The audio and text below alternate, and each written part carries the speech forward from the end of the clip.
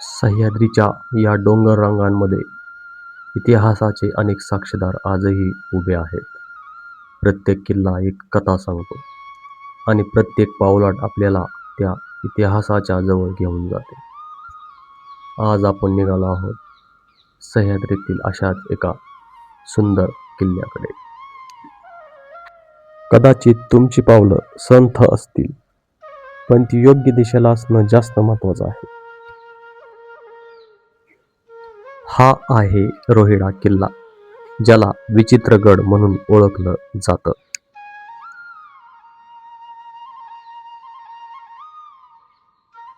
रोहिड्याचे वैशिष्ट्य म्हणजे ह्याचे दरवाजे आजही खूप भक्कम स्थितीत आहेत. नमस्कार मित्रांनो, तुम्ही पाहत आहात सह्याद्रीची पावलवाट. या सिरीजमध्ये आपण सह्याद्रीतील एकापेक्षा एक सुंदर आणि ऐतिहासिक किल्ले एक्सप्लोर करणार आहोत. मागच्या सिरीजमध्ये आपण रायरेश्वर फोर्ट पाहिला. आज आपण आलो आहोत भोर तालुक्यातील रोहिडा किल्ल्यावरती, जो तुम्हाला माझ्या पाठीमागे दिसत आहे. आणि आज माझ्याबरोबर ट्रेक करणार आहेत माझे मित्र आलोक सर. आलोक सर, हाय करा. हाय. सध्या आपण बाजारवाडी गावात आहोत. हेच गाव रोहिडा किल्ल्याचं बेस विलेज आहे. पुण्यापासून साधारण 60 किलोमीटर अंतरावर हा किल्ला आहे.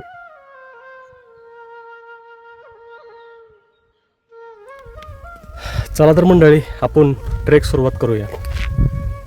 रोहिडा किल्ल्याचा ट्रेक हा सर्वसाधारण 45 मिनिटाचा आहे. नवीन येणाऱ्या लोकांना सुद्धा हा ट्रेक सोपा आहे. तुम्ही फॅमिलीसोबत इथे येऊ शकता. आम्ही ट्रेकला सुरुवात केली. चढण थोडी दमवणारी आहे, पण आजूबाजूची ही हिरवळ आणि हा थंड वारा सगळा थकवा घालवतोय. प्रत्येक पाऊल आपल्याला इतिहासाच्या जवळ घेऊन जाते असं वाटतंय.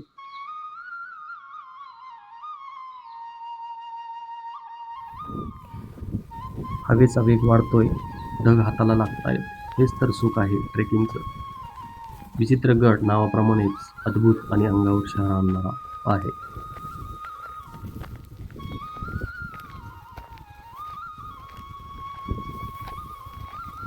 तर मित्रांनो, छोटंसं चढणीला जंगल आहे.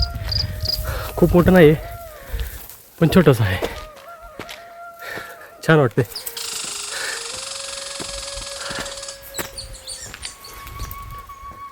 वारा शांत झाला आता.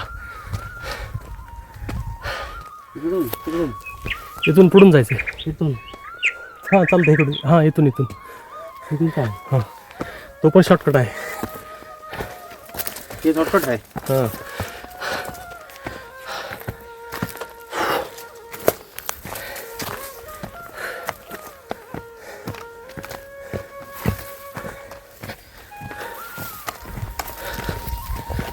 असं आहे. अच्छा, इधर से था यार डायरेक्ट.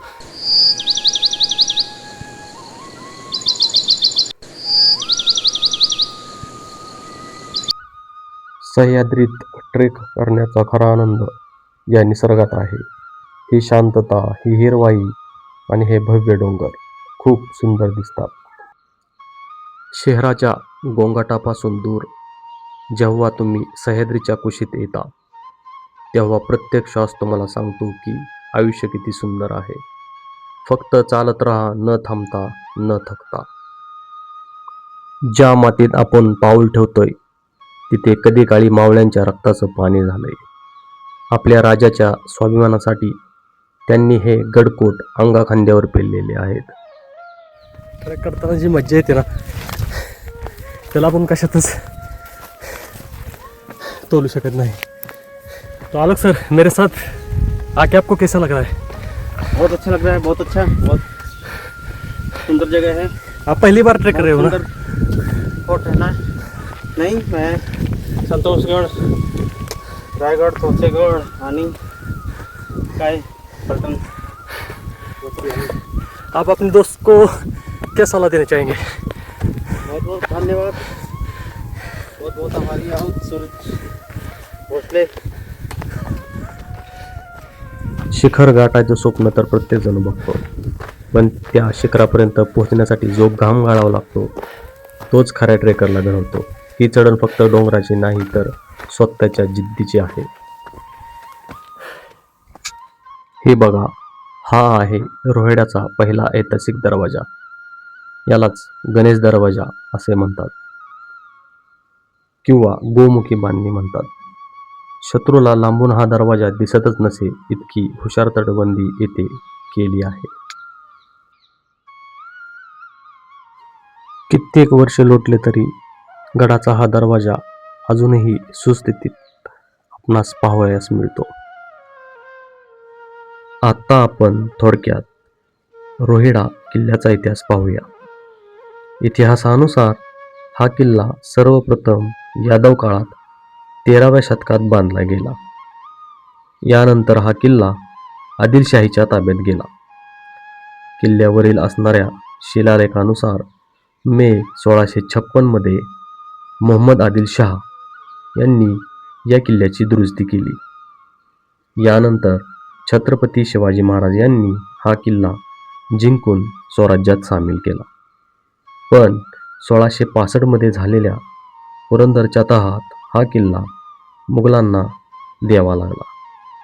परंतु पुन्हा 1670 रोजी छत्रपती शिवाजी महाराजांनी हा किल्ला परत जिंकून घेतला. मित्रांनो, आता आपण किल्ल्याच्या माथ्यावर पोहोचलो आहोत. येथून दिसणारे सह्याद्रीचे दृश्य खरंच अप्रतिम आहे. किल्ल्यावर पाहण्यासारखी काही महत्त्वाची ठिकाणे आहेत, ते आपण आज पाहून घेऊयात व त्याच्याबद्दल मी तुम्हाला थोडक्यात माहिती सांगतो किंवा देतो.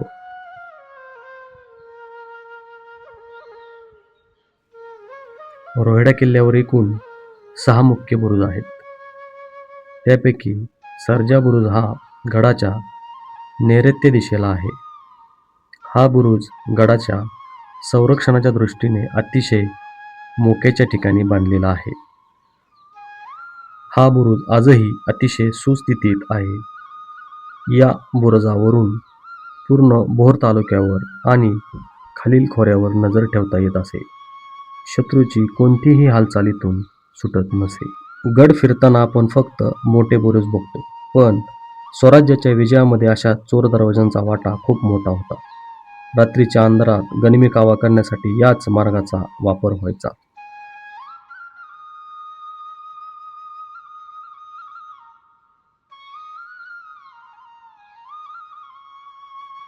आता आपण आलो आहोत रोहिड्याच्या एका अशा टोकावर ज्याला वाघजाई बुरुज म्हणतात. येथून गडाची तटबंदी एखाद्या अजस्त्र नागासारखी डोंगर रांगांवर पसरलेली दिसते. सह्याद्रीचा हा वाघजाई बुरुज आजही ताठ मानेने उभा आहे. जणू काही तो सांगतो की काळाच्या ओघात सगळं बदललेलं तरी स्वराज्याचा हा अभिमान कधीच कमी होणार नाही. या बुरुजावरून शत्रूंच्या हालचालींवर बारीक नजर ठेवली जायची. इथून दिसणारा सह्याद्रीचा रांगडा अवतार खरंच काळजात धडकी भरवणारा आहे. हा बुरुज गडाच्या उत्तर पश्चिम दिशेला आहे. या बुरुजाचे नाव जवळच असलेल्या वाघजाई देवीच्या स्थानावरून पडले असावे असे मानले जाते. पाटणे बुरुज हा किल्ल्याच्या उत्तर पूर्व दिशेला आहे. गडाच्या दरवाजातून आत आल्यावर डाव्या हाताने थोडे पुढे गेल्यावर हा बुरुज लागतो.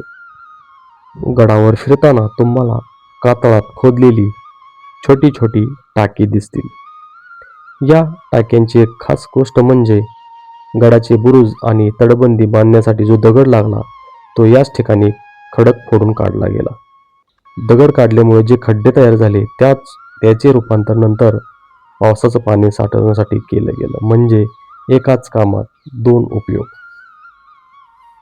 इथून पुढे गेल्यानंतर आपल्याला पाहायला मिळतो तो ऐतिहासिक चुन्याचा घाणा. आज आपण घर बांधताना सिमेंट वापरतो, पण त्या काळी हे किल्ले ज्या मिश्रणाने बांधले गेले ते इथंच तयार व्हायचं. दामगुडे बुरुज हा पाटणे बुरुजाच्या जवळ आहे. दामगुडे हे नाव बहुधा त्या काळी या बुरुजाची जबाबदारी असलेल्या घराण्यावरून किंवा एखाद्या शूर मावळ्यावरून पडले असावे. मित्रांनो, आता आपण आहोत किल्ल्याच्या शिरवले बुरुजावर. येथून खाली जे गाव दिसतंय तेच आहे शिरवले गाव, जिथून आपण आपल्या ट्रेकची सुरुवात केली होती. हा बुरुज अशा ठिकाणी आहे जेथून वाई आणि पाचगणीकडून येणाऱ्या मार्गावर नजर ठेवता येत असे. या बुरुजावरून आपल्याला कमळगड, केंजळगड आणि रायरेश्वर याचे दर्शन होते. या बुरुजावरून सह्याद्रीच्या रांगा इतक्या सुंदर दिसतात की तुम्हाला इथून हलावंसं वाटणार नाही.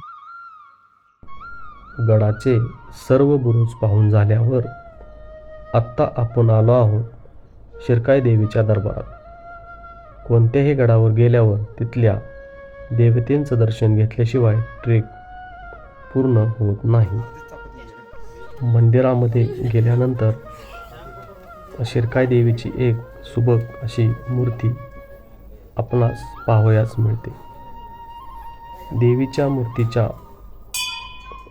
साईडला एक शिवलिंग सुद्धा आपणास पाहावयास मिळते. मंदिराच्या उजव्या साईडला आपल्याला जुन्या भांड्यांचे काही अवशेष पाहायला मिळतात. ही भांडी दगडांमध्ये कोरलेली किंवा तयार केलेली आपणास आढळून येतात. याच्यामध्ये प्रामुख्याने जाते, खलबत अशी भांडी दिसून येतात. मंदिराच्या समोरच्या साईडला काही शूरवीरांच्या समाध्या आपणास पाहावयास मिळतात. त्याच्याच उजव्या साईडला राजवाड्याचे काही अवशेष आपल्याला आढळून येतात.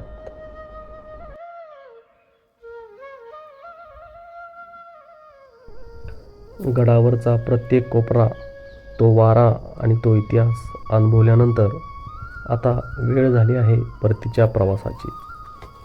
गड चढताना जेवढा उत्साह असतो तेवढाच खाली उतरताना मन थोडं जड होतं. पाय थोडे थकलेत, श्वास थोडा फुललाय, पण मनामध्ये जे समाधान आहे ते शब्दात सांगणं कठीण आहे. शहराच्या गडबडीत जे मिळत नाही ते या सह्याद्रीच्या पावलवाटेवर नक्की मिळतं.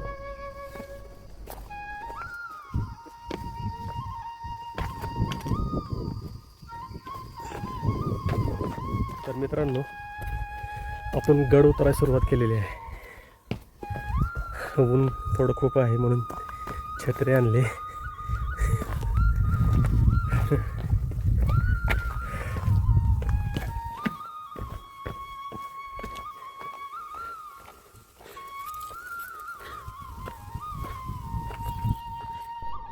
गड उतरून आल्यावर मला एक अशी व्यक्ती भेटली ज्यांनी वयाची 60 ओलांडली असली तरी त्यांची जिद्द कोणत्याही तरुणाला लाजवेल अशी आहे. हे आहेत 62 वर्षाचे नारायण फाटक काका. त्यांनी मला काठी या आपल्या पारंपरिक शस्त्राचं आणि प्रशिक्षणाचं महत्त्व समजून सांगितलं. ते म्हणाले की काठी फक्त आधार नाही, तर ते स्वाभिमानाचं आणि संरक्षणाचं प्रतीक आहे. सह्याद्रीच्या पाऊलवाटेवर चालताना फक्त दगड धोंडेच भेटतात असं नाही, तर कधी कधी अनुभवाचा मोठा खजिनाही मिळतो. सगळ्यात आनंद वाटला जेव्हा मी पाहिलं की फाटक काका ही कला फक्त स्वतःपुरती मर्यादित न ठेवता त्यांच्या नातवालाही तितक्याच आपुलकीने शिकवत होते. एका बाजूला 62 वर्षाचा अनुभव आणि दुसऱ्या बाजूला नवीन पिढीची जिज्ञासा, हाच तर खरा वारसा आहे. तुम्ही गडावर कधी आलात तर या काकांना नक्की भेटा. आता तुम्ही हा आहे का नाही? हा आता तुम्ही तर तुम्हाला मी अशी जर लाठी फिरवली हा तर काठी अशी गेली बाजूला. बरोबर. तुम्ही मधल्याला नरड धरणार. ओके. लाठी मारता वेळेस हा मार डोक्यावर डोक्या. ओके, म्हणजे तेच. डोक्यावर झाला पाहिजे, हा असा मारा झाला. आता तुम्ही दोघे हा तुम्ही दोघे ओके. Okay okay. तुम्हाला अशी मारली, हा. तुम्ही काठी धरणार. हो. भ्यादावले जवळच्याला, हम्म. त्याला भ्यादावले. हा हा काय केले? मारली गाठी, हा तुमच्या हित गाठी मारली. हा. बाबू हा तुमच्या हिथं काठी मारली, हा तुम्ही बसला, हा. काठी हुकली हो आणि तुमच्या हिथं मारली, हा तुम्ही बसला, हा आग गावली, आगावलं आहे हा का नाही? बरोबर ह्याला मारलं, हा ह्याला मारलं त्यातला एक शिल्लक आहे हा आणि तो पळत आलाय. हा काठी फिरवून जायला 3 सेकंद लागले, लागले हा तो 2 सेकंदात येणार आहे. हा ह्या मारून झाले, ओके ह्याच्यावर मारलं हा 2 सेकंदात, हा माग पाडला, हा बरोबर. हा ह्याला मारलं आणि ह्याला मारलं, हा एक शिल्लक राहिलाय, हा त्याने येऊन तुम्हाला धरलं, ओके पाठीमागून धरलं तुम्हाला. हा. तुम्ही काय करणार? हालचाल पळायचा कर प्रयत्न हा करणार. हा पण ज्या क्षणाला धरले हा त्या क्षणाला तुम्ही काय केले, ह्याला मारून झाले, हा तो तो पडला, पडला खाली हा किल्टी ओके. केल्यामुळं पुढे पडला, तुमची पोझिशन मध्ये जागी आहे. हा ओके तो पाठी मार, पडल्यानंतर मग दोपाटी तो पडल्यानंतर तो ओके पाठी. ह्यो हा मार आहे आणि हा रोकाय ओके आहे का नाही. हा आता ज्या वेळेला मी काठी फिरवतोय हा त्यावेळेला तुम्ही तिथं उभे ओके बघत असणार आहे. हा पण हा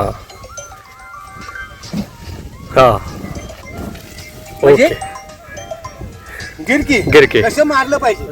असा होता आजचा रोहिडा किल्ल्यावरचा ट्रेक.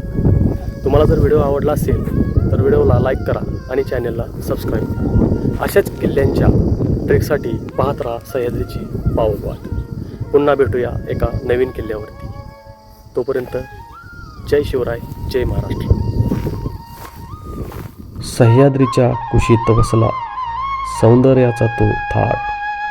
रोहिड्याच्या बुरुजांनी रोखली गनिमांची वाट. विचित्रगडाची ही महती, सह्याद्रीचा हा कडा, इतिहासाच्या पानावरचा एक पराक्रमी धडा.